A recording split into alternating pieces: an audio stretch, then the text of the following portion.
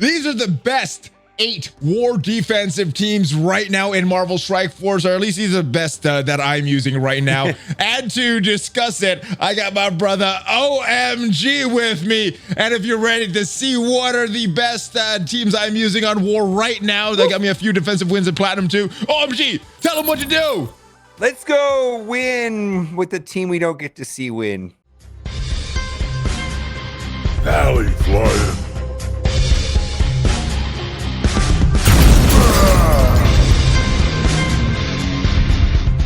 Oh, what is up, Valley Maniacs? I am ValleyFlyin. Welcome back to the ValleyFlyin channel. We are talking about the top 8 war defensive teams right now in Marvel Strike Force. Joining me is my brother OhEmGee. What is up, brother?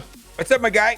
We just came from your channel to take a look at your top 8 war defensive teams in Marvel Strike Force right now. Got you a bunch of wins in Platinum 2. And I got a few this last war as well. Let's go check it out and let's check out the best war defensive teams right now. So boom, as you can see, 3 defensive wins in this latest war. So let's go check out the teams that I have right now and close your eyes because we're going into my war defenses right now. All right, first team that we're taking a look at. You may recognize this team from your war defenses. I got the exact same, the Fantastic Four. I think this is kind of becoming a staple. I mean, you use them on offense with Namor, or you use them on defense with She-Hulk. I think I don't really use them when I have them on offense. So I put them on defense. So the reason why I did this is I was using this team on offense with Baby Doom. And if Doom becomes unreliable on defense, which I don't think that'll happen anytime soon, then that team will go back together. This is because, if you're going to use Doom on offensive war, it's pretty much an auto win, and he could work well on this team, right?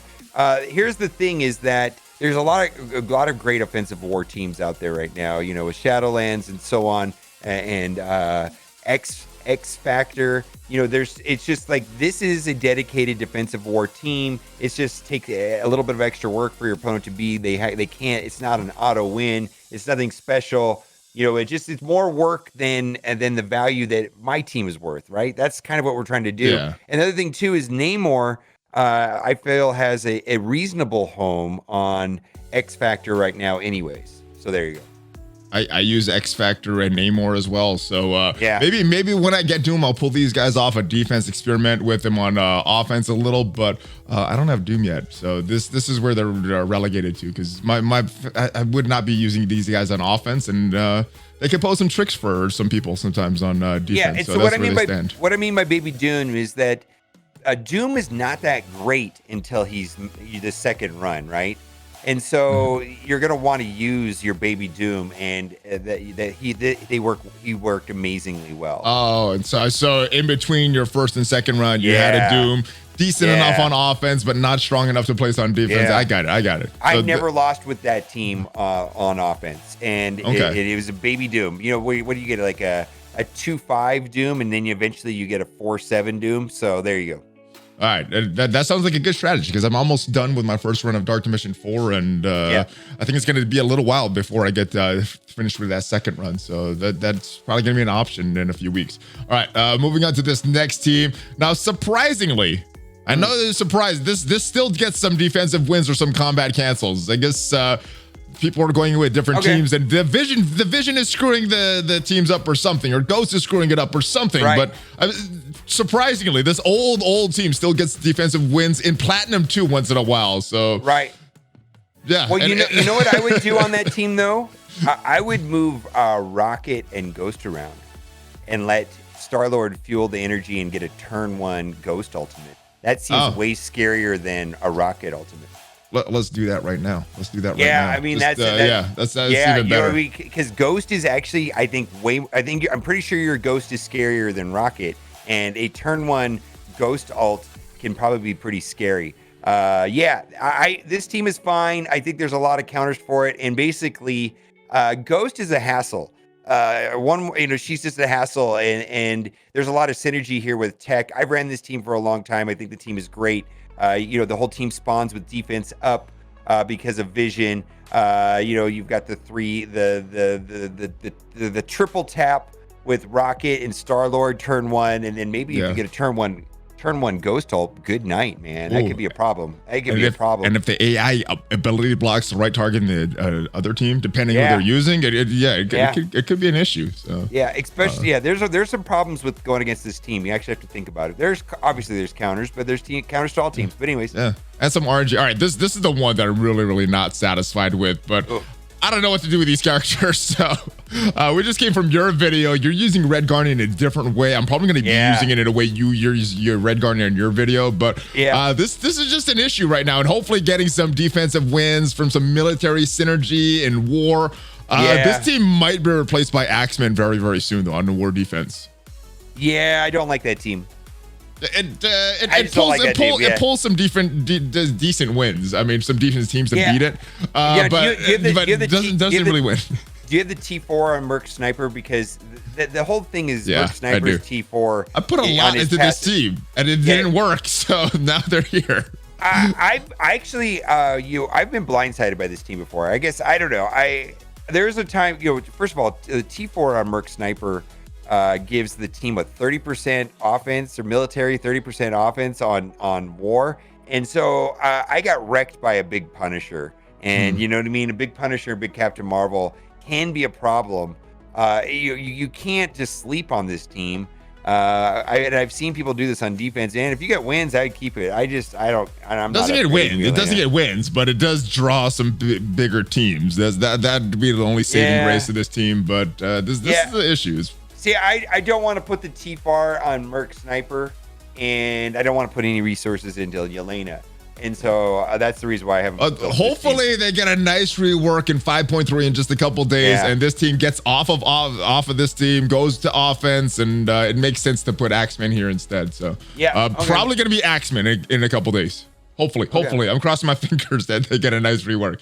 All right, this is you're wondering about Mysterio on this team. I'm using Squirrel Girl on this team right here. This is shout out to I can't remember either Philosopher or stuff, but this counters symbiotes a little bit. This is one of the big counters is symbiote, so this does that a little bit with this. I really like this team a lot. I'm doing something different with Squirrel Girl, but Mysterio is not the right play anymore for Doc Ock, specifically because of symbiotes. And then Squirrel Girl, they don't have a way of cleansing, and Squirrel Girl fixes this.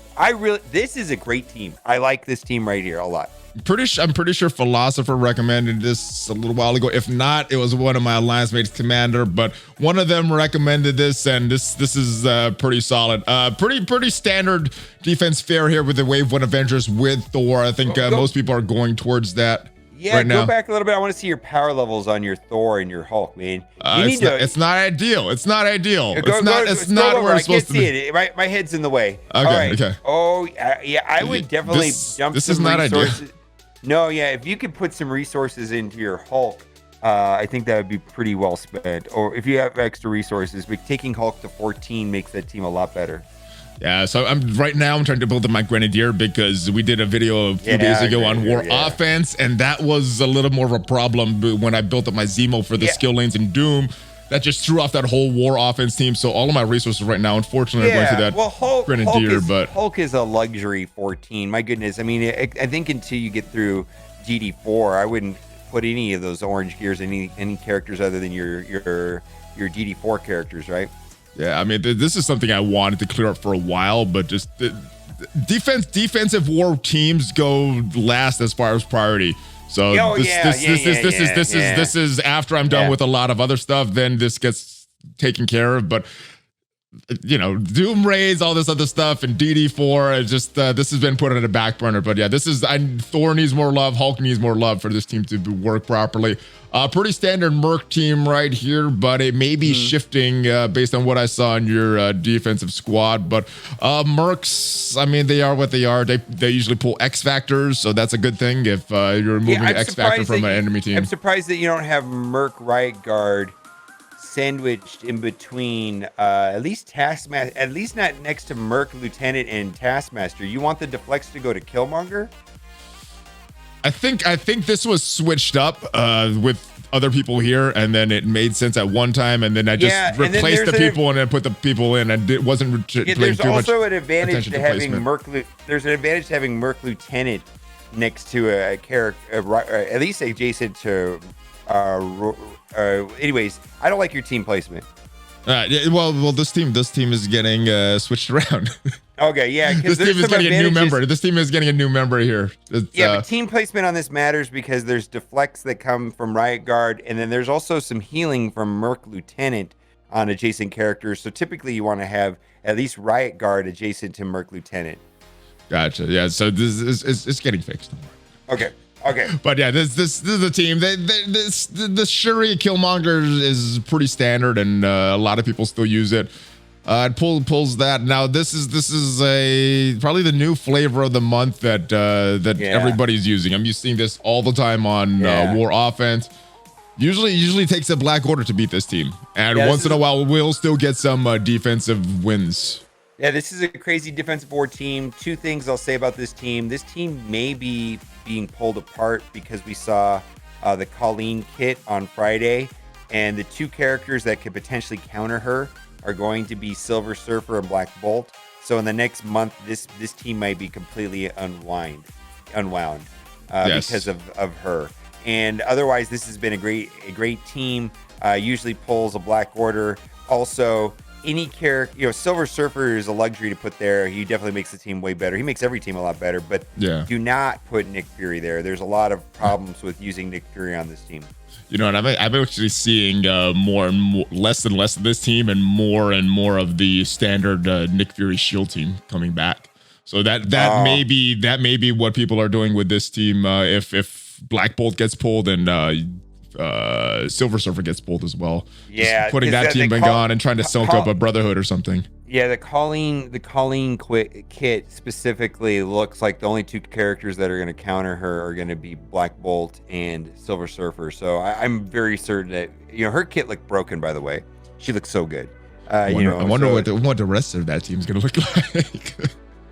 Yeah, I mean, if you look at her kit compared to and the length of the passive on her kit compared to a character that we all love like Wolverine. Come on, Scopel next.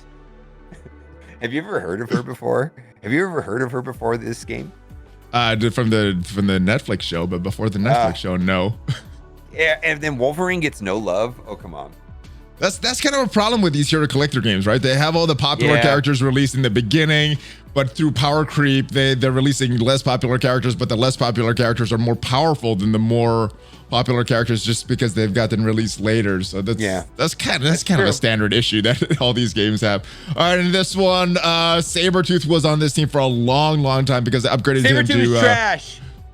He's a Gear 15 Sabertooth, so I needed to justify those resources somewhere. He's super cheap for Dark Dimension 4, and I brought him in, but yes, he recently got pulled, and it's a little tricky. We talked about this, a little tricky on your channel because, the big thing is trying to get through Strife. Once Strife goes down, then you can start really attacking this team, but with her there, sometimes Strife comes back and you got to start over and kill Strife again. Having to kill Strife twice. I mean, I'm sure this has happened to everybody where you get a Strife down to like 1 health, and then he takes a turn and he's back to full health and barrier, and it's like, wow, if I just had a little bit more damage. Well, guess what?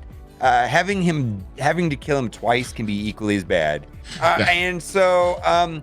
Every team is beatable, of course. This just is more. I believe this team is much stronger without Sabertooth and having Minerva. I knew that for a long time, but I wanted to justify that Sabertooth and get a little more value out of him. But yeah, we went back to Minerva, and there's a lot of people you could put in this spot. Ghost works in this spot. Doom works in this spot. I've seen Scientist Supreme in this spot. She has that passive revive, so it's a little bit of a chance coming back. You could put almost any of those plug and play characters there, but definitely Sabertooth is the weak link on this team.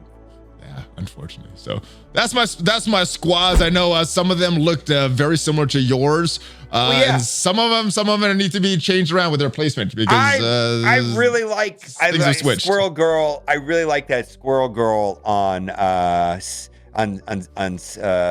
Sinister Six. I told you in your video. I had a solution for that my Mysterio brain part. right there. Yeah, because that's the one thing that I'd like to pull Young Avengers apart. Right now, that's probably a team that will get disassembled. Because Captain Marvel can go somewhere else. Yeah. Ghost can go somewhere else. Squirrel Girl can go somewhere else. And then like if we have to put and there's a lot of ways of doing that. So you could even put if you didn't want to put Silver Surfer on your Coulson team, right? You could put Ms. Marvel there instead of a Silver Surfer, and that's a team too, right? Yeah, it is. So that's it. We took a look at your war defensive teams on your channel yesterday, so make sure you go back and check that out. There's some cool things that I might be doing with my teams on there. But any last words before we wrap this up? Smash it! And you know what? It just makes me sad that your Hulk is not at 14 because of your name of your channel. I thought you would do it just because. Surprised your chat doesn't make you do it every day on Twitch, something like that. Why is your Hulk not at 14? I don't know. Let me know your thoughts on that in the comment, guys. Should I upgrade him just cause, or should I upgrade it a little more strategically? Let me know. It's not a good use of resources necessarily, but it's. Oh my God! That's the question. Should I do it? Should I do it anyway? Should I do it anyway just because of the channel? Yeah, or should I spend my resources more wisely? I kind of think you should. But anyways. Let me know, guys. I will see you guys next time. Have a great rest of your week. Make sure you check out OhEmGee's video and give me that Hulk fist bump. Hopefully we'll be back in the studio next time. Okay. Oh yeah, baby. Hulk fist bump. OhEmGee and ValleyFlyin. Out. Here we go.